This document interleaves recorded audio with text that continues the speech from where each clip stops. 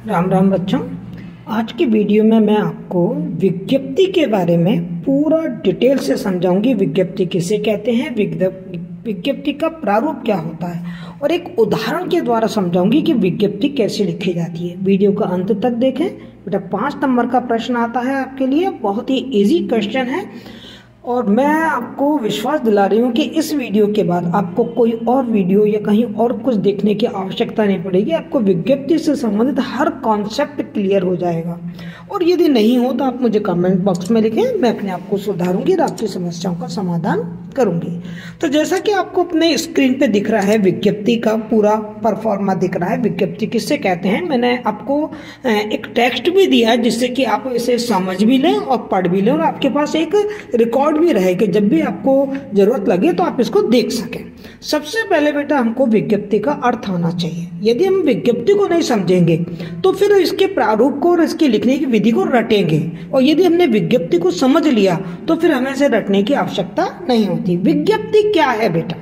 विज्ञप्ति एक सूचना है जो कोई कार्यालय, कोई ऑफिस, चाहे वो सरकारी हो चाहे वो प्राइवेट हो, कोई उनके ऑफिस में, कोई उनके कार्यालय में कोई निर्णय लिया गया है, कोई योजना बनाई गई है, कोई उन्होंने घोषणा करनी है, कोई वो निर्देश देना चाहते हैं, जन साधारण तक अपनी कोई सूचना यदि वो पहुंचाना चाहते हैं, तो उसका जो लिखित संप्रेषण माध्यम है ना, जो लिखित चीज है, कैसे पहुंचाते हैं, बस उसी सूचना को, उस लिखित सूचना को ही हम विज्ञप्ति कहते हैं। अब इसे विज्ञप्ति क्यों कहते हैं? क्योंकि इसमें क्या होता है कि सूचना लोगों तो ज्ञापित ज्ञान शब्द से बना है। मतलब जो सूचना हमारे पास है कार्यालय में, वो हमें लोगों तक पहुंचानी है, उनको ज्ञापित करानी है, उनको जनानी है, उनको जनवानी है वो वाली सूचना, इसलिए इसको विज्ञप्ति कहा जाता है। हमेशा ध्यान रखें कि ये सूचना जन साधारण या अधिक से अधिक लोगों तक यदि पहुंचानी हो तो कार्यालय उसे क्या करता है कि आवश्यक निर्देशों के साथ अपने अखबार या जो समाचार पत्र होते हैं उनमें भेज देता है, और समाचार पत्र और अखबार उस विज्ञप्ति को अपने समाचार पत्र में छाप देते हैं और जन साधारण तक वो सूचना पहुंच जाती है। तो उसी विज्ञप्ति को फिर हम प्रेस विज्ञप्ति कह देते हैं। तो ध्यान रखिए, विज्ञप्ति और प्रेस विज्ञप्ति दोनों में बिल्कुल कंफ्यूज नहीं होंगे। यदि उसी विज्ञप्ति को मैंने अपने कार्यालय के सूचना पट्टे पे लगा दिया, जैसे आप अपने कॉलेज जाते हैं, स्कूल जाते हैं, तो आपके स्कूल कॉलेजों की जो भी सूचना निकलती हैं, आपने देखा होगा ना, आपके जो बाहर जो आपका नोटिस बोर्ड होता है उस पर लिखे होते हैं ना, नोटिस छपे हुए होते हैं ना, क्या सूचना है, क्या निर्णय लिया गया है स्कूल कॉलेज के द्वारा, वो सारे के सारे आपके नोटिस लगा दिए जाते हैं, वही विज्ञप्ति है। और जब उसी विज्ञप्ति को हम अखबार में छपवाने के लिए भेज दें तो उसे हम प्रेस विज्ञप्ति कहते हैं। क्लियर बेटा? अब आगे चलते हैं। अब हम देखते हैं विज्ञप्ति का प्रारूप। देखो आप अपने स्क्रीन पर बहुत ध्यान से देखो।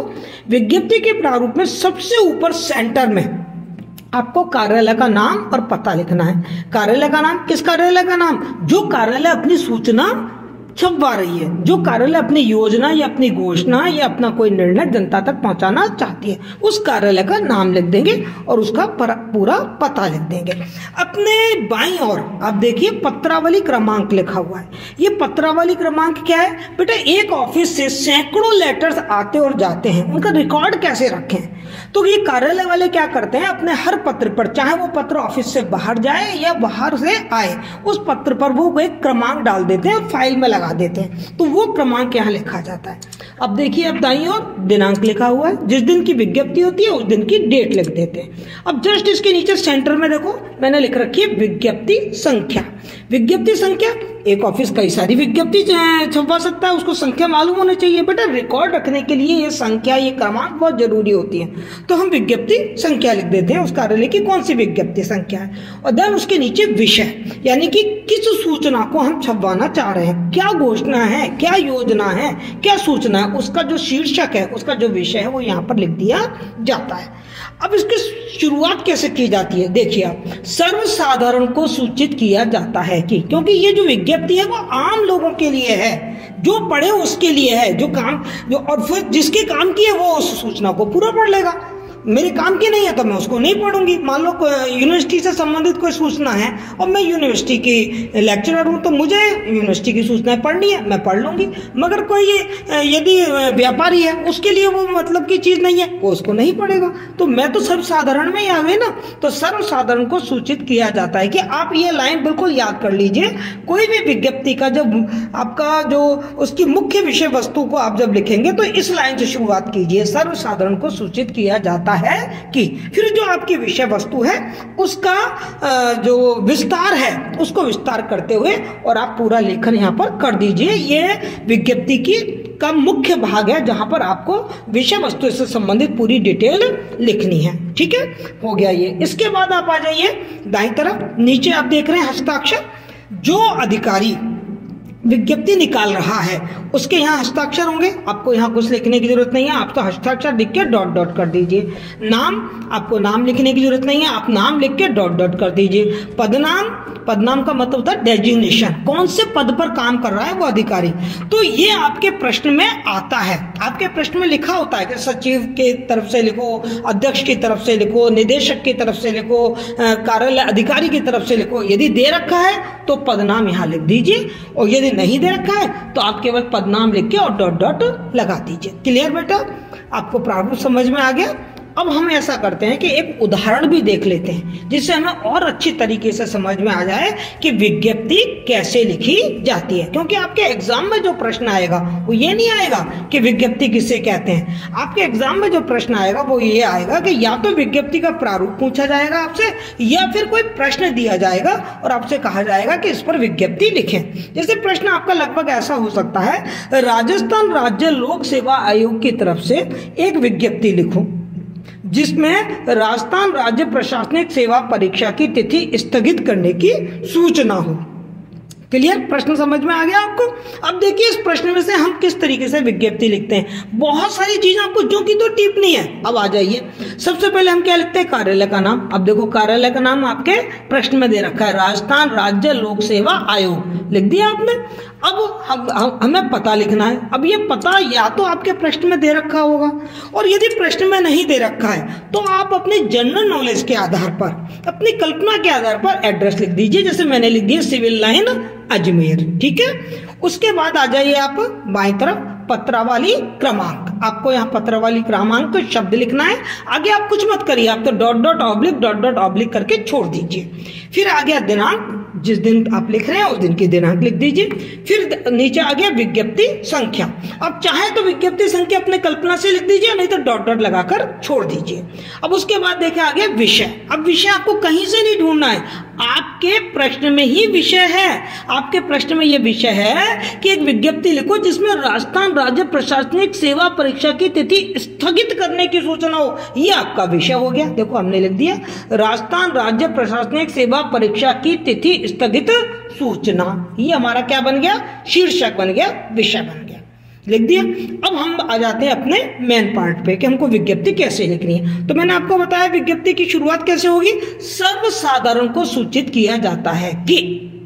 अब क्या किया जाता है, आपके प्रश्न में ये तो लिख रहा है कि आपको जो तिथि है वो स्थगित करवानी है, डेट पोस्टपोन करवानी है, पर कारण नहीं बता रखा है। और ये भी नहीं बता रखा कि पहले के एग्जाम कौन सी तारीख को थे, अब नए एग्जाम कब होंगे। ये सब आपको कल्पना करनी है। ठीक है, तो जैसे मैंने कल्पना करी है कि राज्य में ग्राम पंचायतों के चुनावों के आयोजन होने के कारण राजस्थान राज्य प्रशासनिक सेवा परीक्षा की तिथि जो 15 मई से निश्चित की गई थी, आगामी आदेश तक स्थगित की जाती है। आप कारण कुछ और भी लिख सकते हैं। यदि आपके प्रश्न में कोई कारण दे रखा है कि मान लो कोरोना होने के कारण राजस्थान राज्य प्रशासनिक सेवा की परीक्षा स्थगित की जाती है, या तो आप वो कारण लिखिए। यदि आपके प्रश्न में कोई कारण दे रखा है तो आपको वही कारण लिखना है, और नहीं तो आप कारण की कल्पना कर लेते हैं। आपके प्रश्न में यदि पहले की कोई डेट दे रखी है तो आप वही डेट लिखेंगे, और नहीं तो फिर अब मैंने कल्पना कर ली जैसे 15 मई से निश्चित की गई थी। अब यदि आप इसको थोड़ा और विस्तार देना चाहते हैं तो आप लिख सकते हैं। जैसे मैंने तो ये लिख दिया कि आगामी आदेश तक स्थगित की जाती है, नई तिथियों की घोषणा यथासंभव शीघ्र की जाएगी। हम जितना इसको संक्षिप्त रखें ना उतना ज्यादा बेटर है।